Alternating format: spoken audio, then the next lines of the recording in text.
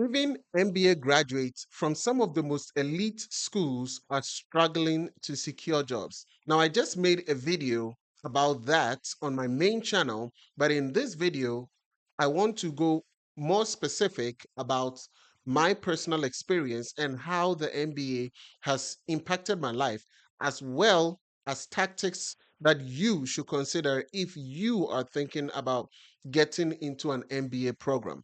So, because I've already made a video about this on my main channel, the link is in the description. Go check it out. It's really good.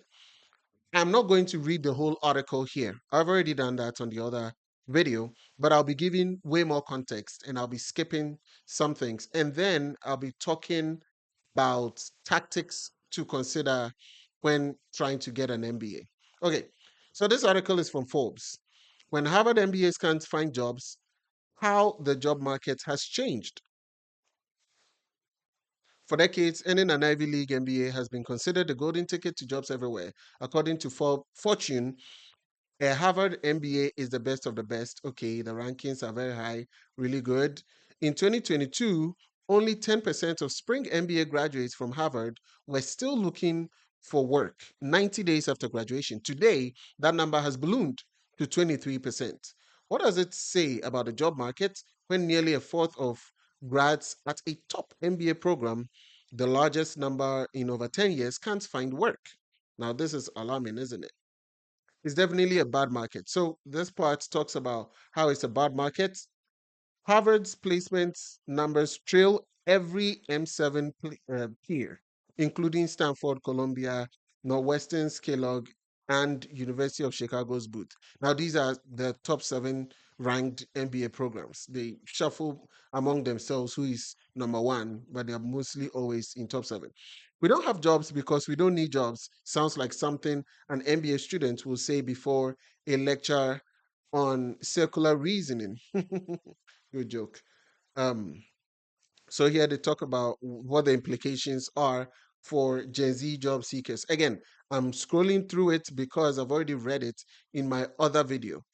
A closer look at the jobs. JP Morgan says that the employment market made a strong finish in December, adding 256,000 jobs. On paper, the job market appears robust as December's job report confirms that this is a strong economy. So why are MBA students getting a sinking feeling near the Charles River? Yes, the Charles River, that's in Boston. That's where Harvard, MIT, and other big MBAs are, MBA programs are.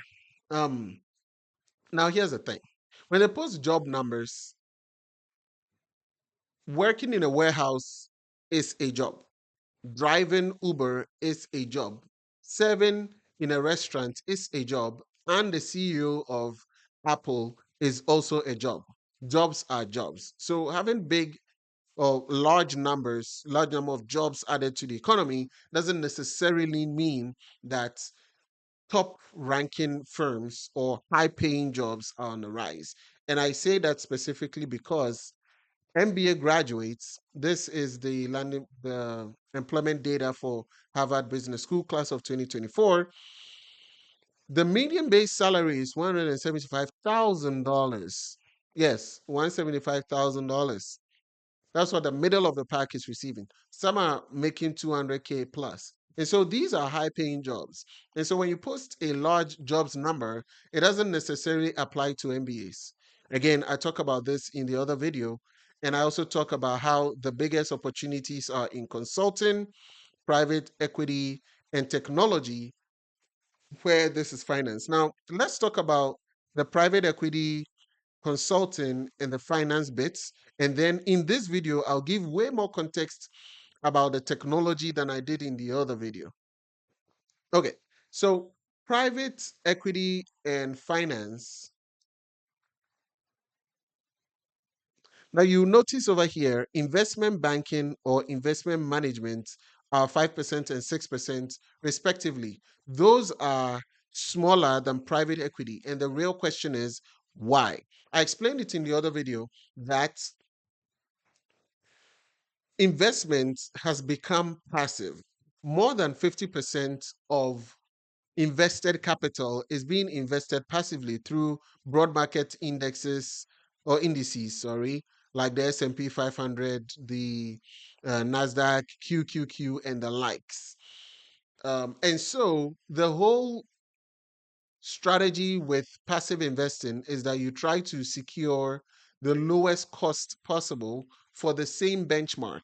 So instead of going for an investment fund that will charge you 1% fee every year off your assets under management, you could secure a Vanguard um, S&P 500 index that will charge 0.04% or something like that, and that is saving you a lot of money in the long term, right? Because of that, now that low cost is because they are employing fewer and fewer and fewer people to manage those funds. So they're able to keep the cost low because of lower headcount. That's why investment banking and investment management is a low job opportunity area for MBAs. However, private equity is large. That is because it takes a lot of manpower and uh, efforts to put together a private equity deal and to make it through. More companies are staying private longer. I showed this list in the other video, which is the largest private companies in the US by revenue. Cargill is number one, $160 billion. And you see these in the multiple billions of dollars of revenue. And they've decided to stay private. There are group names that you know, like Fidelity Investments, there's Enterprise Mobility, there's Bloomberg somewhere here, Teneco, Gordon Foods, JM Family Enterprise. There are a lot of companies. Wawa, that's a big one.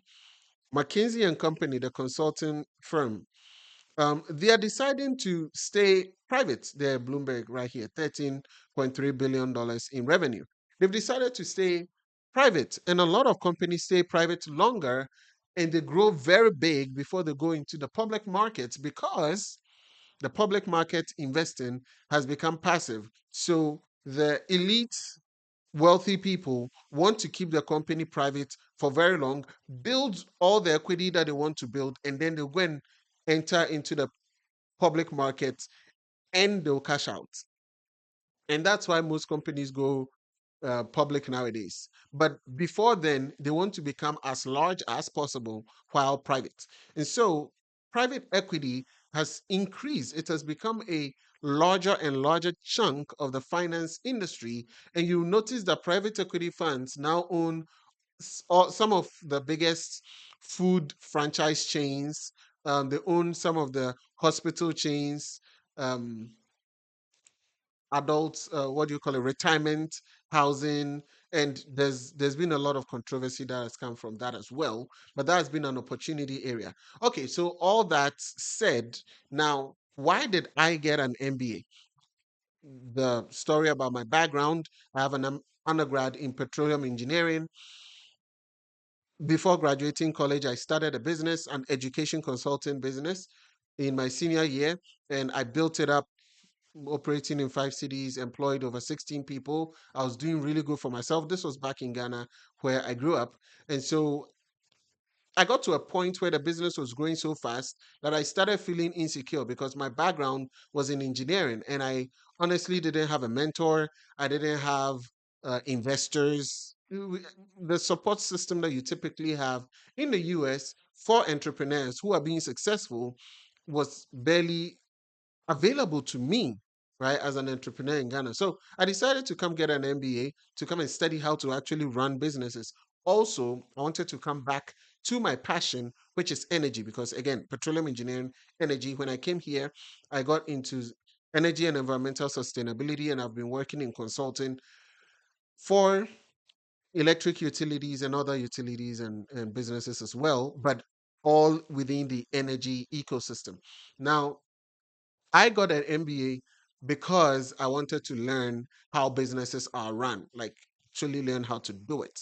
For me, it was absolutely worth it. If I could turn back the hands of time, I'll do it over and over again because it was a really good decision. It also helped me to move from Ghana to the US, and now I'm a resident here, so there's that. But if you want to get an MBA, then you must think about it this way: It's those who don't need MBAs that MBAs are best for. Let me take it again. You don't get an MBA because you want to, let's say, necessarily grow in your career per se, but you get the MBA because you want to be more influential when you grow in your career. Let me explain it.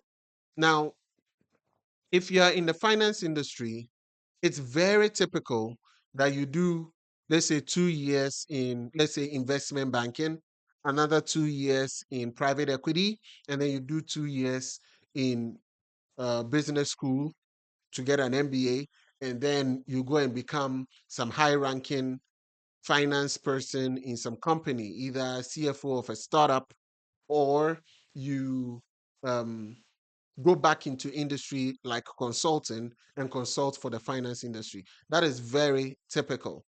Now, why do people do it that way? Because of the exit opportunities and the credentials that it adds to your career. The reason why I say that if you need an MBA, then you need to reconsider it is that a lot of people think that they are struggling to get promoted.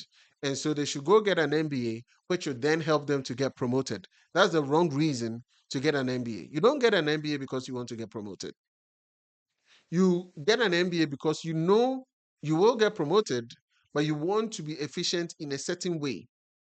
Which ways? The benefits of an MBA is the network you build, the people that you go to class with, the people that you become your friends long term, because they are very ambitious people just like you. So they will also become leaders, they'll become managers, they'll become executive directors of companies, big and small. And so you want to have them in your contact list. You want to be able to reach out to them when you need a deal to be structured or you need a favor or whatnot.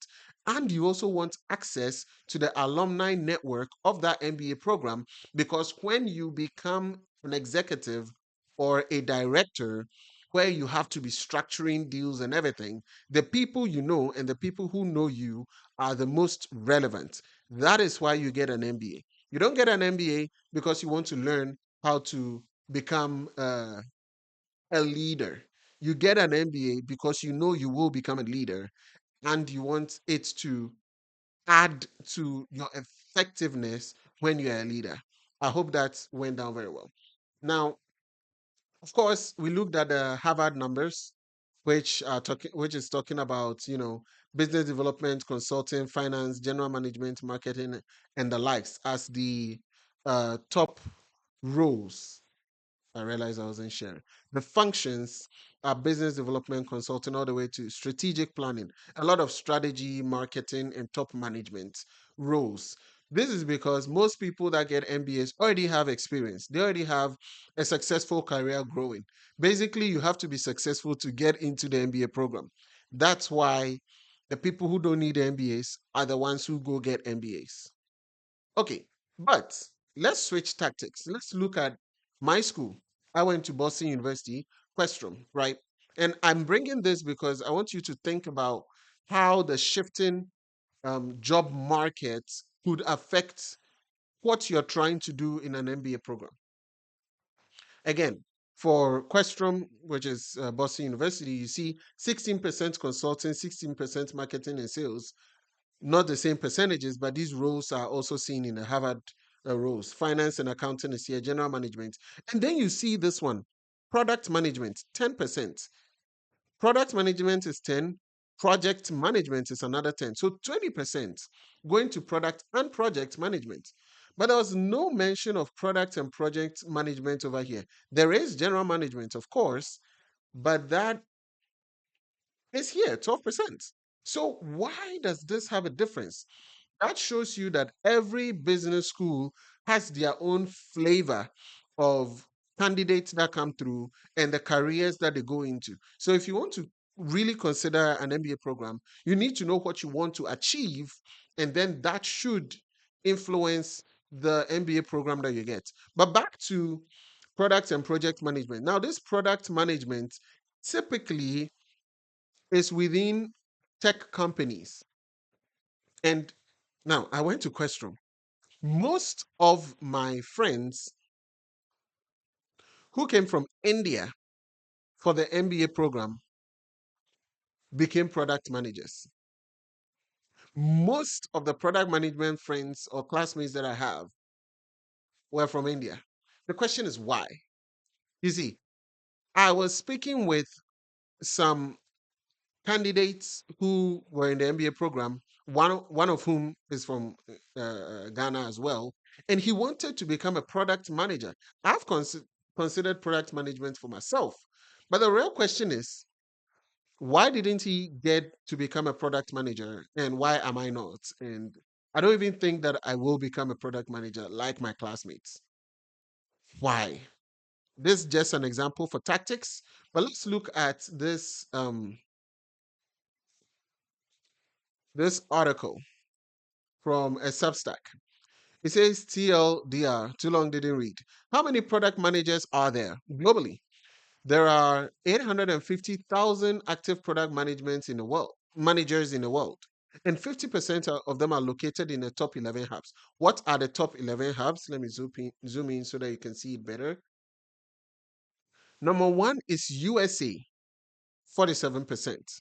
Number two is India, and then there's the UK and the rest. The earlier maturity level PMs represent 85% of all PMs. 85% of PMs are ICs, independent contributors, and 13% are team leaders. This is very peculiar of the tech industry. The majority of program managers, product managers, sorry, I keep mixing them, product managers are in the US. The second largest is India. And the real reason is that a lot of the tech jobs have been outsourced to India. I mean, all the big tech companies that you can think of, they are software developers, they are software engineers and whatnot. They used to be in the US. They used to hire all these computer science graduates to build their programs and everything. Now, the majority of, well, let me not say the majority. Sometimes it sounds hyperbole, but if you take the workforce of a tech company, a significant chunk of American tech companies are in India, especially the developers and the the software developers. They tend to be in India. Now, if you're a software developer in India and you're looking at your career growth trajectory, you're an independent contributor, right, in a tech team. The next level is to become a product manager locally while you are still an independent contributor. And hopefully, you can become a team lead. But sometimes the best way to become the team lead is to come to the US with your experience as an independent contributor, get an MBA, and then secure a job in a tech company as a product manager so that you are the intermediary between senior management, the directors in the US, and the tech team in India because that's your background. You know the culture. You've done that work before. You can understand them better. You can communicate with them better. And overall, it brings positive outcomes to the company. So if you think that you're going to an MBA program and you see this chart, especially from where I studied, Boston University, product management, 10%. And you're like, ooh, this is very interesting. Let me do my research about product management. You go research everything. It's a great job, honestly. People who are product management, that managers that I know, they love their jobs. You look into it and you're like, wow, this is awesome. I want to do this for a career.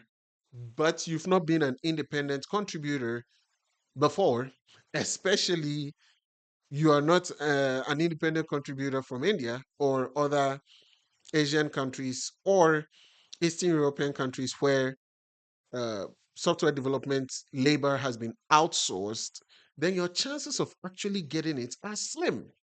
And so that's why I keep saying that to get the MBA, you need to know the end goal and what it actually takes to get that end goal. And then you plug the MBA program in the middle. See what I mean? So the reason why the finance people who have the background in investment banking and or private equity get the MBA is that they want to become executive level or C-suites in a startup that will grow or in a larger company.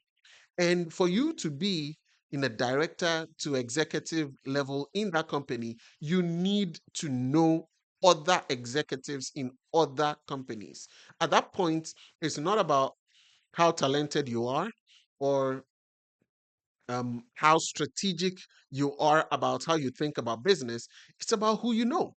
If you're executive level, you need to know other executive level people in other companies. So you go get an MBA, build that network within the MBA class, and they will be your friends and your professional network for life. Then you can go on to be the executive level finance person in some company, irrespective of size, so that if you need a deal structured, you call up your classmates, you reach out to somebody in your network in a bigger company, and you can structure that deal. Another tactic that is affecting opportunities for MBAs is middle to senior management. Now, there's this video from How Money Works talking about factory jobs, why America is trying to reindustrialize and why it's a bad idea. And I think he made a really good case about the job opportunities in industry and why it's not good for the US. Back in the good old days, the way it worked was that most people in a manufacturing business would work on the factory floor. Above them would be a smaller group of supervisors with practical experience that could make sure everybody was doing their work correctly. And above them, sitting in a separate office, were the college-educated specialists and executives responsible for designing new products and setting the direction of the company. But eventually, we figured out that these jobs up here were way better than these jobs down here. So what if everybody could just do these ones? Globalization, automation, outsourcing, and tech services meant that instead of working on the factory floors ourselves, we could give those jobs to low-paid workers on the other side of the planet and move up into management positions. We made the world our factory floor, and the American workplace became the office overseeing and managing it. This was actually a pretty sweet deal, because, hot take alert, but a lot of our factory jobs kind of suck. If we could work all of the old jobs that the executives used to work, this would have been an incredible opportunity. But of course, it didn't work out like that, for two simple reasons. The first reason is that we found out there isn't actually that much space at the top of the pile. Go back 40 years, and the average office wouldn't know what a culture coordinator, corporate wellness manager, diversity and inclusion officer, social media manager, brand ambassador, or sustainability consultant even was. There are lots of extremely common jobs in modern offices that didn't exist 20 years ago. Part of this is due to technology. You can't coordinate social media if it doesn't exist, but a lot of it has been in response to finding more jobs for people to fill. Regulations, best practices, and modern initiatives have given modern workplaces more boxes to tick, which has meant more people in service jobs, but it means that the average value created by those service jobs has gone down. This white-collar inflation means that today, the people working the jobs back down at the bottom of the pyramid have kept up or exceeded most of the people trying to squeeze in up here. The second issue with making the entire economy white-collar is that eventually, the countries that we outsourced the bottom of the services pyramid to wanted to make their own white-collar jobs. For the last 30 years, American companies have outsourced manufacturing to China because it was so cheap. But China has now taken those technical expertise and used it to build their own companies that are just as good, if not better than the American businesses that they have used to do the grunt work for. What this means is that 30 years ago, it was factory workers fighting off global competition for their jobs. Today, it's everybody. The solution is to bring back manufacturing and build the pyramid back up again with a solid foundation. It honestly seems sensible, except for the part where it totally misses the point. I wanted to show that as well because the MBA used to sit very snugly at the top of that pyramid because you go through the supervisor level, which is middle management. That the main job is to make sure that people working, let's say, the factory floor or skilled work are actually doing the work well. And the supervisors are best picked from people who used to do the factory work. But at the top management, that place at the executive level, that's about making deals with other companies, mergers, acquisitions, um, new contracts, purchase contracts, supplier, sales, marketing, and other business functions. And so that is true. But like he just presented, the deindustrialization of jobs from the US has caused fewer of those roles at the top as well. So there are not as many, let's say, engineering companies in the US that you need executives and managers for. And a lot of those jobs have also gone to Asia. And so while the job opportunities were being squeezed, the US was pumping out more and more and more MBAs. So if your career growth path is about trying to get an MBA so you can secure a job in or a top job in some of these companies, then you got to rethink your strategy. You don't get an MBA because you want to secure a top job. You get an MBA because you're already on the path to secure a top job, and the MBA will enhance your effectiveness or efficiency in that job. Thanks for coming to my TED Talk. And I hope you found value in this. And if there's any questions that you have that you want me to answer, let me hear them in the comment section. I'm happy to answer them. I'll see you in the next one.